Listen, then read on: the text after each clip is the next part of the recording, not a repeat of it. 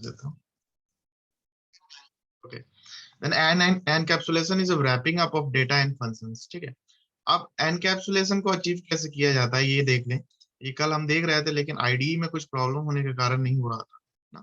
तो हम यहाँ पे लेट्स से हम एक बार और ट्राई कर लेते हैं। अच्छा, एक काम करते हैं, हम यूनिट 5 करके एक प्रोजेक्ट ही बना लेते हैं। ओके,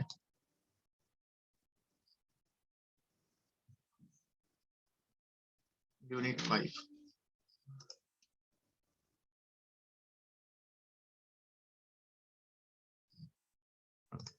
अब इसमें हम एक क्लास बना लेते हैं, लाइक इसमें पैकेज बनाते हैं पहले।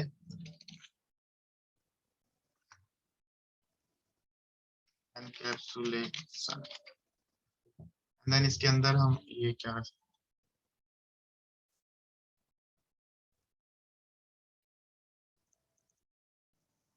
हम सारा क्लोज करते हैं। ये पैकेज इन्फो डॉट जावा मॉड्यूल क्रिएट हो गया, ये जरूरत नहीं है। ठीक है, यहाँ पे हम एक क्लास बनाते हैं एंड क्लास के अंदर लिखते हैं लाइक डेमो क्लास लिख देते हैं। ठीक है, एंड मेन मेथड देखते हैं।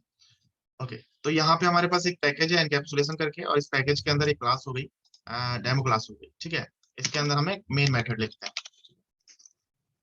ओके, अब मान लो कि हमारे पास एक और क्लास है, लाइक क्लास ए। एक क्लास ए है। अब इसमें क्या है, इसको इस क्लास को एनकैप्सुलेटेड क्लास बनाना है। इस क्लास को क्या बनाना है, एनकैप्सुलेटेड क्लास बनाना है। यानी इसको, इसके डेटा मेंबर्स को, डेटा मेंबर्स की बात हो गई। डेटा मेंबर्स कौन होते हैं, क्लास के डेटा मेंबर्स कौन होते हैं भाई? क्लास के डेटा मेंबर्स कौन होंगे, वेरिएबल्स और मेथड्स। भाई एक क्लास में क्या होता है, वेरिएबल्स और मेथड्स ही तो होता है। हम वेरिएबल्स लिखते हैं, देन मेथड्स, है ना। तो उसके डेटा मेंबर्स हो गए, उस क्लास के डेटा मेंबर्स को। तो उस क्लास के डेटा मेंबर्स को एनकैप्सुलेटेड कैसे करते हैं वो देख लेते हैं। तो हम क्या करेंगे, हम लिखेंगे प्राइवेट इंट एक्स। ठीक है, एंड देन प्राइवेट एक और ले लेते हैं, स्ट्रिंग। स्ट्रिंग नहीं लेते हैं, ठीक है, स्ट्रिंग अभी हम पढ़े नहीं, स्ट्रिंग इंट ही ले लेते हैं, वाई। ओके, कोई दिक्कत नहीं। अब क्या है, अगर मैं इस क्लास के डेटा मेंबर्स को, इस क्लास के वेरिएबल्स को मैंने प्राइवेट ले लिया, तो इस क्लास के वेरिएबल्स को मैं डायरेक्ट इस क्लास में यूज नहीं कर सकता। ठीक है, इस क्लास के वेरिएबल्स को डायरेक्ट इस क्लास में मैं यूज नहीं कर सकता। यही हो गया एनकैप्सुलेटेड क्लास। ठीक है, ये इसी को एनकैप्सुलेटेड क्लास बोलते हैं। मैं इसको डायरेक्ट यूज नहीं कर सकता इस क्लास में, क्योंकि मैंने इसके इसके फंक्शन को लिमिटेड कर दिया इसी क्लास के लिए, सिर्फ इस क्लास के लिए। तो ये बाइंड हो गया इस क्लास से। ठीक है, यानी इस क्लास से बाइंड होके रह गया, यानी हम इसको कहीं और यूज नहीं कर सकते। अगर कहीं और हमको यूज करना है तो उसके लिए हमको गेटर्स एंड सेटर्स बनाने पड़ेंगे। ये मैं बताऊंगा कैसे बनाते हैं, गेटर एंड सेटर्स बनाते हैं। ठीक है, ये गेटर्स एंड सेटर्स बन गया। ठीक है, ये ऑटोमेटिक सब क्रिएट हो गया। ठीक है, तो टेंशन लेने वाली कोई बात नहीं है। हमारा पूरा कोड देखो कितना इजिली हमने ये कोड सिर्फ एक क्लिक से हमने यहाँ पे क्रिएट कर लिया। ठीक है, तो गेटर्स एंड सेटर्स बनाएंगे तो जब भी हमको इसको इस मेंबर को, इसको इन वेरिएबल्स को एक्सेस करना हो, तो हम इन मेथड्स के थ्रू हम एक्सेस करेंगे। सेट, यहाँ पे देखो सेट एक्स। ठीक है, ये सेट एक्स मेथड क्या करेगा, इस एक्स में वैल्यू सेट करेगा। ठीक है, और गेट एक्स मेथड क्या करेगा, इस एक्स की वैल्यू को रीड करेगा, हमको हमको आउटपुट देगा। ठीक है, ये सेट वाई क्या करेगा, सेट वाई क्या करेगा, वाई वाई की वैल्यू को सेट करेगा। एंड गेट वाई क्या करेगा, वाई की वैल्यू को रिटर्न करेगा, हमको वापस कंसोल पे प्रिंट कराएगा। ठीक है, तो यही इसका काम है। मतलब काम क्या है कि इस क्लास, इन वेरिएबल्स को इस क्लास ने बाइंड अप कर लिया। ठीक है, यानी रैप अप कर लिया। तो हम इसको डायरेक्ट यूज नहीं कर सकते, लेकिन इनको यूज करने के लिए हमने एक मेथड्स बना दिए। इन मेथड्स के थ्रू हम इनको यूज कर सकते हैं। ठीक है, तो यही है। आगे हम देखेंगे कैसे यूज करना है। तो अभी के लिए समझने के लिए यही है कि हाउ टू अचीव एनकैप्सुलेशन इन जावा। तो इसके लिए यही होगा, सर सिर्फ प्राइवेट की ही यूज कर सकते हैं? सिर्फ प्राइवेट की यूज कर सकते हैं। Okay, wait, okay. तो यहाँ पे क्या है, declare the variables of a class as a private. ठीक है, so that they can not be access directly from outside the class. Clear है? तो यहाँ पे क्या है कि क्लास के वेरिएबल्स को हमें प्राइवेट लेना है। ठीक है, तो कोई और हम ऐसे मॉडिफायर्स नहीं यूज कर सकते। अगर एनकैप्सुलेशन अचीव करना है तो डेटा वेरिएबल्स को, ठीक है, हमको प्राइवेट लेना पड़ेगा। ठीक है, मेंबर्स को हमको प्राइवेट लेना पड़ेगा। and then provide getters and setters methods that are declared as public. ठीक है, यहाँ पे जो हमने ये मेथड बनाया ना, ये पब्लिक, ये मेथड्स बनाए गेटर्स एंड सेटर्स, इसको गेटर्स एंड सेटर्स बोलते हैं। कोई इसमें वो नहीं है, हम इसके वैल्यू, इसके नेम को भी चेंज कर सकते हैं, ठीक है। लेकिन ये क्या है, रीड करने में रीडेबिलिटी के लिए हम गेट एंड सेट लेते हैं, ताकि हमको खुद याद रहे कि भाई सेट से सेट करना है और गेट से गेट करना है वैल्यू, ठीक है। तो ये गेटर्स एंड सेटर्स का काम है। जी सर। का मेथड जो है पब्लिक होना चाहिए, ठीक है। पब्लिक इसलिए होना चाहिए भाई, इसको अगर प्राइवेट कर दिया तो फिर इस मेथड को भी हम इसमें यूज नहीं कर सकते दूसरे क्लास में, तो फिर तो वैल्यू ही सेट नहीं कर पाएंगे, ठीक है। समझ में आ रहा है? इसको अगर हमने प्राइवेट कर दिया तो इस मेथड को भी हम दूसरे क्लास में यूज नहीं कर सकते। क्लियर है? तो इसलिए मेथड कम से कम पब्लिक होना चाहिए, ताकि हम पब्लिक मेथड को कॉल कर सके from the outside of the class, ठीक है। ओके, क्या बोल रहा है कि provide setters and getter methods that are declared as public to view and change the value of the variables. View के लिए गेट मेथड होता है और चेंज के लिए सेट मेथड होता है। क्लियर है? व्यू के लिए क्या होगा भाई, गेट एंड चेंज, यानी सेट मेथड से हम वैल्यू चेंज कर सकते हैं। Okay, yes sir. ओके, तो ये समझ में आया। बाकी हम एनकैप्सुलेशन जब हम पढ़ेंगे ना, कैसे प्रोग्रामिंग करना है एनकैप्सुलेशन में, तो वहां पे क्लियर होगा। तो अभी क्या है, ये जो चैप्टर है यूनिट 5 जो है, एक बेसिक जो है डेफिनेशन बता रहा है, ठीक है। बाकी ये पूरा एक अलग ही कॉन्सेप्ट है, पूरा अलग अलग यूनिट है। इनको हम अलग अलग से देखेंगे, प्रोग्रामिंग करके देखेंगे कैसे कैसे अचीव करना है। ओके ओके, यहाँ पे हम बात करते हैं व्हाट इज इनहेरिटेंस, ठीक है। Get value length, get value length भाई ये तो मेथड हो गया। ये इसको अभी नहीं, ये इसमें नहीं आता है, गेट वैल्यू लेंथ इसमें नहीं आता है। Okay, what is inheritance in Java? The process inheritance. अब देखो समझ लो क्या है कि मान लो एक क्लास है, एक क्लास बनाया हमने।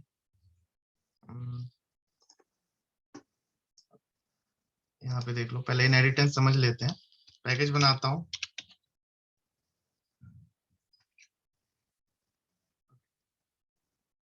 मॉड्यूल क्रिएट हो जा रहा है बार बार, ये मॉड्यूल की जरूरत नहीं है।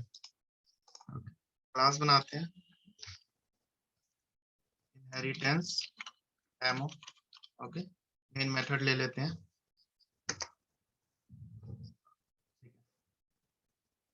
अब मान लो ये हमारे पास एक क्लास है। ओके, ये क्लास है हमारे पास, और एक और क्लास बना लेते हैं हम, मान के चलो क्लास ए, ठीक है। हमने इस क्लास ए में एक मेथड लिखा लाइक वॉइड m1 एंड हमने इसको बोला कि भाई हेलो या गुड मॉर्निंग, ठीक है। ये क्लास है, इस क्लास में एक मेथड है, भाई वो मेथड बोल रहा है गुड मॉर्निंग, ठीक है। अब हमारे पास दूसरा क्लास क्या है, कि दूसरा क्लास क्या है हमारे पास, एक और क्लास ले लेते हैं, क्लास बी, ठीक है। एंड इसमें, ठीक है, अब ये क्लास मान के चलो इसको मॉर्निंग ले लो, ठीक है, और इसको ले लो इवनिंग। मॉर्निंग है तो वॉइड m1 मेथड आया, m1 मेथड के पास क्या बोला, गुड मॉर्निंग। अब इवनिंग वाले के पास आया, इवनिंग वाले के पास क्या हुआ, इवनिंग वाले में हमने लिखा void m1 and then we से, अभी m1 मत लो, m2 एंड देन वी से भाई गुड इवनिंग, ठीक है, गुड इवनिंग। अब एक और मेथड ले लेते हैं, वॉइड m,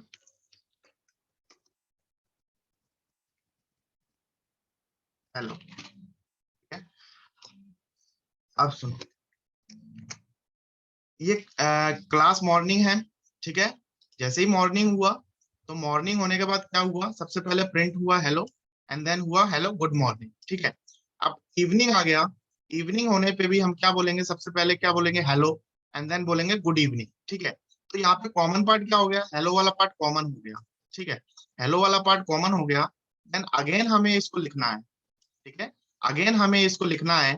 तो क्या करेंगे हम, कि अगर हमें इसको लिखना है तो हम डायरेक्ट इस मेथड को हम एक्सटेंड इसकी प्रॉपर्टीज को इनहेरिट कर सकते हैं। यानी ये जो क्लास है, इस क्लास का जितना भी फंक्शन है हम इनहेरिट कर सकते हैं इस इवनिंग क्लास में। ठीक है, यानी इसके फंक्शन को हम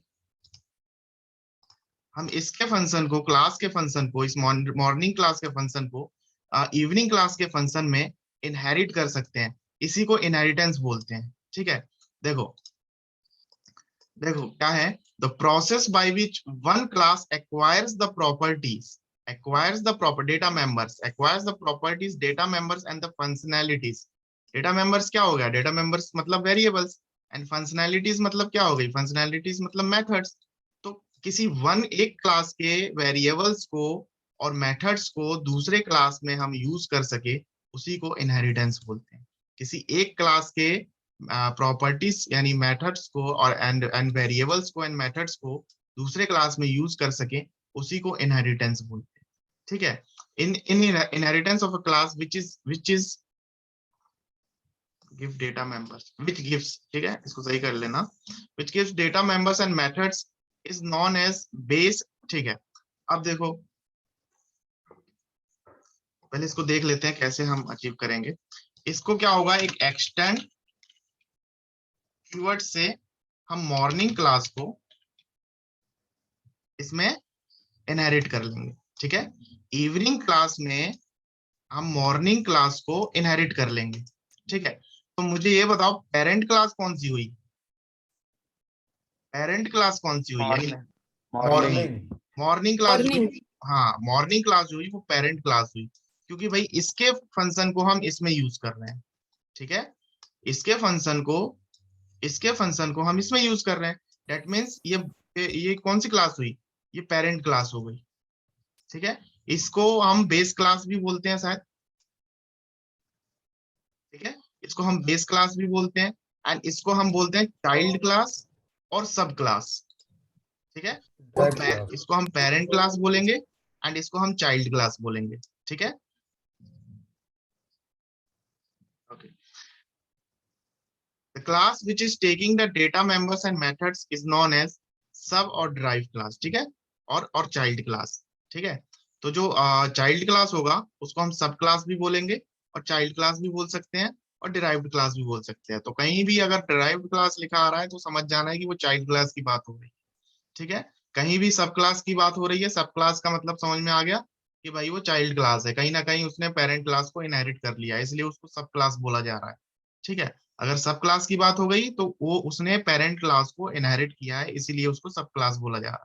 ठीक है, और पेरेंट क्लास की बात हो गई तो उसको पेरेंट क्लास भी बोलते हैं हम, सुपर क्लास भी बोलते हैं हम, एंड बेस क्लास भी बोलते हैं हम।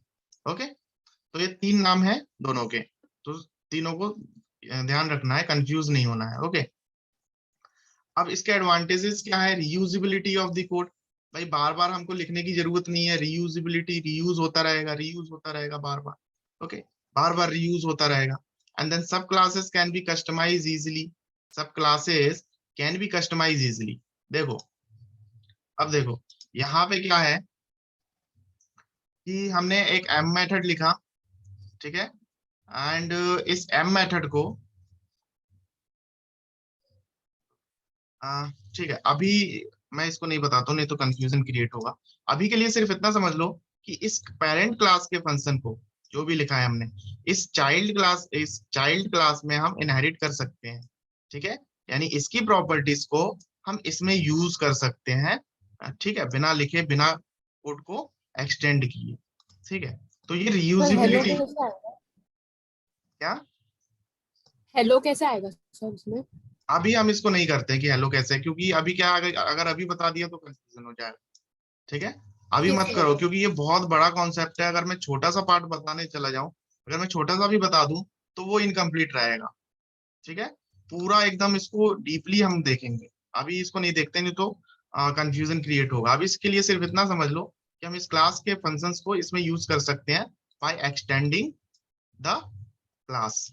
जो भी क्लास को हम ओके एक्सटेंड सर। करेंगे वो पेरेंट क्लास हो जाएगा, एंड देन जिसमें हम एक्सटेंड कर रहे हैं वो चाइल्ड क्लास हो जाएगा। ओके, तो कहने का मतलब ये है कि ये जो चाइल्ड क्लास है अपने फंक्शंस तो देगा ही देगा, प्लस पेरेंट क्लास के फंक्शंस को भी हमको देगा। ठीक है, तो ये समझ लेना है। ओके, एडवांटेजेस क्या है इसके भाई? एडवांटेजेस देख लो, रीयूजिबिलिटी ऑफ द कोड। ठीक है, कोड की रीयूजिबिलिटी हो गई, बार बार भाई बार बार हमको कोड लिखने की जरूरत नहीं है, रीयूजिबिलिटी हो गई। एंड सब classes can be customize easily. ठीक है, सीधी सी बात है, कस्टमाइज कर सकते हैं हम सब क्लासेस के फंक्शंस को। भाई हमने पेरेंट क्लास में हेलो लिखा है, अब सब क्लास में उसी हेलो को हम कस्टमाइज कर सकते हैं। हेलो की जगह हम हाय लिख सकते हैं, ठीक है, हाउ आर यू लिख सकते हैं, तो इजिली कस्टमाइज कर सकते हैं। ठीक है, data and methods of the superclass are available to subclasses. देखो यहाँ लिखा ही हुआ है कि जो डेटा और मेथड्स हैं सुपर क्लास के, वो सब क्लासेस के लिए अवेलेबल है इजिली। ठीक है, and designing application becomes simpler. Okay, ये तो है ही। ओके, अब वही पॉलीमॉर्फिज्म पे आते हैं। भाई जैसे ही एनकैप्सुलेशन हो गया, ये एनकैप्सुलेशन हो गया, ठीक है, इसी के बाद पॉलीमॉर्फिज्म आता है। ठीक है, अब पॉलीमॉर्फिज्म क्या बोल रहा है भाई? देखो, पॉलीमॉर्फिज्म, पहले इसको देख लो क्या बोल रहे हैं। Polymorphism is the ability for data or message to be processed in more than one form. It is a concept by which a single operation can be performed in multiple ways. अब समझना, ठीक है, जैसे ये example देख लो, एक security guard है। ठीक है, एक सिक्योरिटी गार्ड है, अगर कोई एम्प्लॉय आता है, ठीक है, कोई एम्प्लॉय या फिर कोई बाहर का पर्सन आता है, अभी मान के चलो कोई बाहर का पर्सन आ रहा है, तो सिक्योरिटी गार्ड उससे क्या बोलेगा कि योर आईडी प्लीज। ओके, अगर कोई उस कंपनी का क्या कहते हैं कोई ऑनर आता है, ऑनर आएगा तो क्या बोलेगा उससे, वेलकम मैम या वेलकम सर। ओके, एंड अगर उस कंपनी के एम्प्लॉय आते हैं तो उनके लिए उसका बिहेवियर अलग रहेगा। ठीक है, तो सेम पर्सन, लेकिन सेम पर्सन हर इंसान के लिए अलग अलग बिहेव कर रहा है, तो इसी को पॉलीमॉर्फिज्म बोलते हैं। ठीक है, यानी अगर मैं बात करूं मेथड की, तो सेम मेथड जो है, सेम मेथड अलग अलग वे में बिहेव करेगा, उसी को हम बोलते हैं पॉलीमॉर्फिज्म। लाइक अब देखो, हम हमारे पास एक मेथड है एम। ठीक है, ये मेथड है एम, इस मेथड को, ठीक है, एक और मेथड ले लेते हैं एम, मान के चलो ये एम सिक्योरिटी गार्ड है। ठीक है,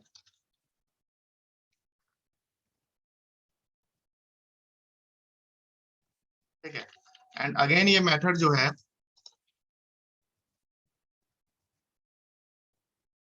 सिक्योरिटी गार्ड आ गया, एंड अगेन अब क्या बोल रहा है,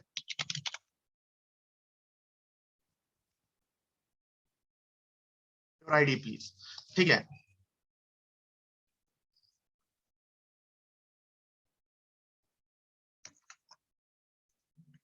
ठीक है, स्पेलिंग मिस्टेक हो गया था। अब देखो क्या है, अब ये वॉइड सिक्योरिटी गार्ड जो है, इसने पहले यहाँ good morning sir, good morning sir, ये एम्प्लॉय के लिए बोल रहा है गुड मॉर्निंग सर। ठीक है, और यही सिक्योरिटी गार्ड बाहर के किसी पर्सन अगर आ रहा है उस कंपनी में, तो उसके लिए पूछ रहा है वो योर आईडी प्लीज। ठीक है, लेकिन इसमें हमको डिफाइन करना पड़ेगा भाई, इसमें हमको डिफाइन करना पड़ेगा कि वो जो सिक्योरिटी गार्ड है गुड मॉर्निंग सर किससे बोल रहा है। ठीक है, किससे बोल रहा है का मतलब ये है कि मान के चलो कि वो बोल रहा है किससे, एम्प्लॉय से। ठीक है, और ये जो सिक्योरिटी गार्ड है वो बोल रहा है किससे,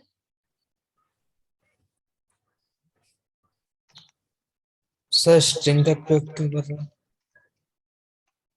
आउटसाइड पर्सन। ठीक है, लेकिन यहाँ पे एक चीज ध्यान देना है। ठीक है, इसमें स्ट्रिंग का मत करो यूज, बता रहा हूँ स्ट्रिंग का यूज क्यों कर रहे हैं।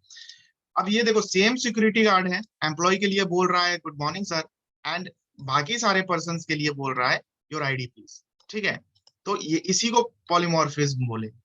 ये क्या है, ये पॉलीमॉर्फिज्म है, सेम मेथड अलग अलग वे में बिहेव कर रहा है ना, सेम मेथड अलग अलग वे में बिहेव कर रहा है, यही पॉलीमॉर्फिज्म कहलाएगा। ठीक है, और ये जो पॉलीमॉर्फिज्म है, ये कंपाइल टाइम पॉलीमॉर्फिज्म है। कंपाइल टाइम पॉलीमॉर्फिज्म क्यों बोल रहे हैं, जैसे मान के चलो ये हटा दिया हमने, ये स्ट्रिंग एम्प्लॉय हटा दिया हमने, अब देखो ये एरर आ गया कंपाइल टाइम। ठीक है, ये कोड कंपाइल हो गया तभी तो एरर आया। ठीक है, अब ये एरर क्यों बता रहा है भाई, तुम सबके लिए गुड मॉर्निंग भी बोल रहे हो और सबके लिए बोल रहे हो योर आईडी प्लीज, फिर अलग अलग वे में बिहेव कैसे कर रहा है, नहीं कर रहा ना, इसलिए एरर आ रहा है। तो इसको अलग वे में बिहेव Yes, sir. कराने के लिए हमको इसके अंदर कोई पैरामीटर देना पड़ेगा। ठीक है, ये पैरामीटर अभी मैंने बताया नहीं है ना, अंदर मेथड के अंदर पैरामीटर नहीं बताया ना मैंने।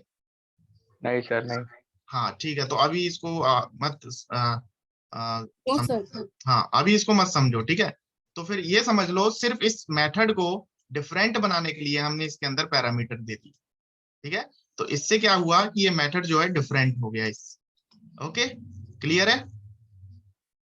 तो जी पॉलीमॉर्फिज्म सर, समझ में आ क्लियर। गया? Yes, sir.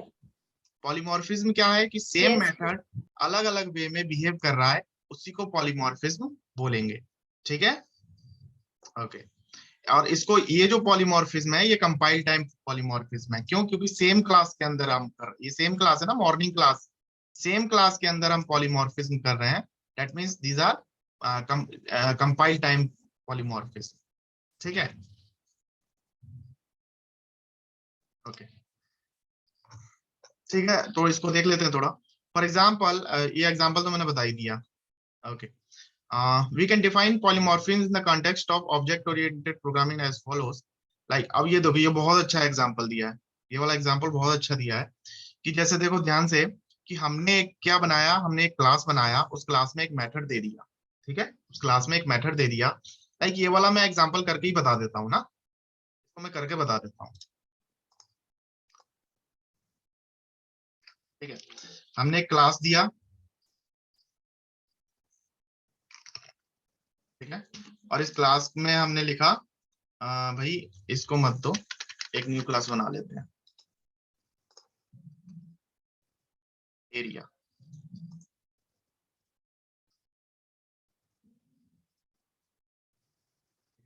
हमने एक क्लास बनाया और इस क्लास में लिखा ट्राइंगल।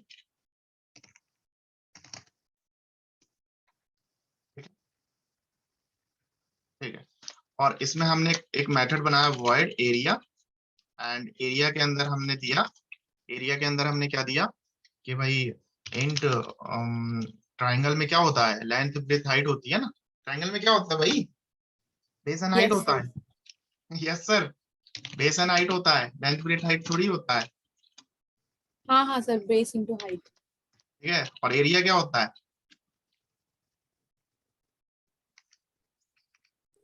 राइट एंगल के लिए half base into height, Half base into height.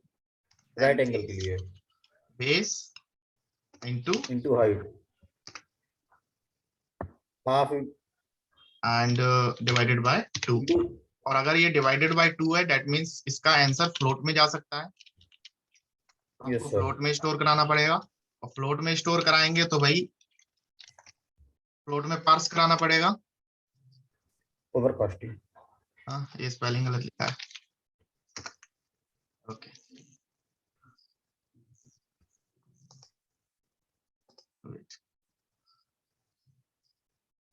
Initialise बोल रहे हैं ना, इसको हम बाहर ले लेते हैं भाई, इनिशियलाइज बोल रहा है।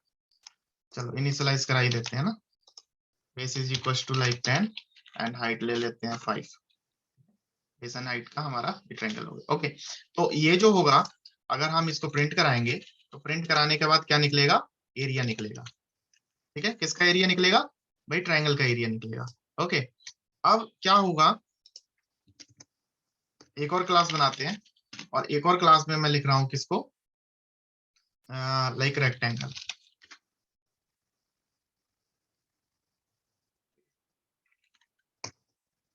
इसमें हम एक मेथड बनाते हैं, सेम मेथड एरिया।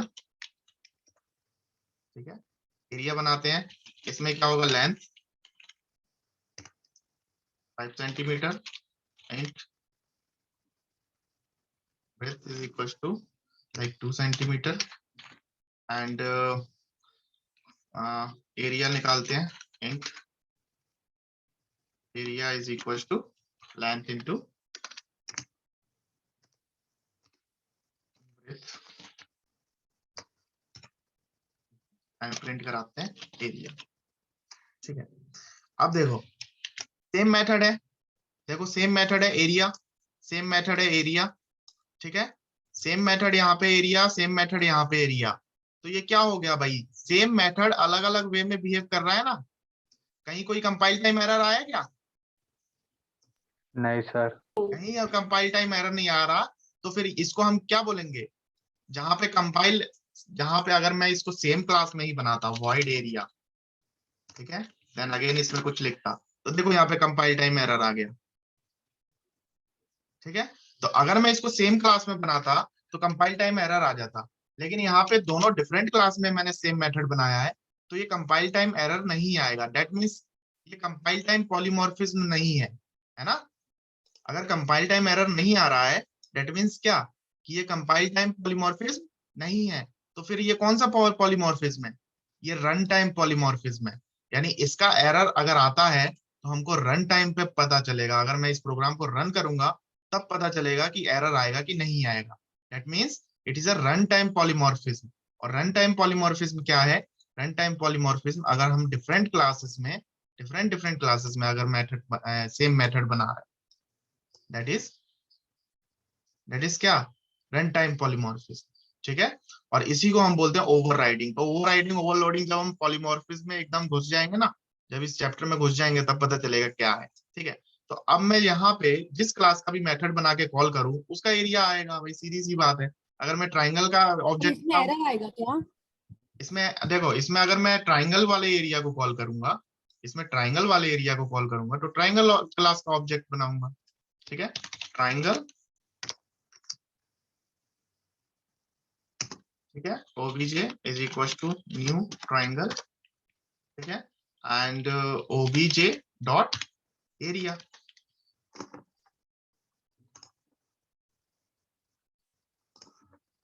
ठीक है। मैं इसको रन करूंगा तो देखो 25.0 आ गया। 10 into 5 is 50, 50 divided by 2 is 25 and area of triangle आ गया। क्लियर है। एंड सेम अगर मैं रेक्टेंगल एरिया को कॉल करूंगा तो रेक्टेंगल का ऑब्जेक्ट बनाना पड़ेगा, obj2 is equals to new obj and obj2 dot area. अगर मैं रन करूंगा तो देखो यहाँ पे ट्राइंगल का एरिया आ गया, यहाँ पे रेक्टेंगल का एरिया आ गया। ओके, तो यही भाई पॉलीमॉर्फिज्म है। से एक और क्लास बना देते, सर्कल, सर्कल का एरिया लिख देते उसमें, ठीक है। तो चाहे हम जितने क्लास बना के उतनी बार हम मेथड्स लिख सकते हैं, बार बार लिख सकते हैं, तो उसका बिहेवियर हम उसको बार बार चेंज करा सकते हैं, ठीक है। सो दैट इज क्या, दैट इज पॉलीमॉर्फिज्म, ठीक है, यही पॉलीमॉर्फिज्म। पॉलीमॉर्फिज्म। ओके, तो क्लियर, समझ में आ गया सारी चीजें।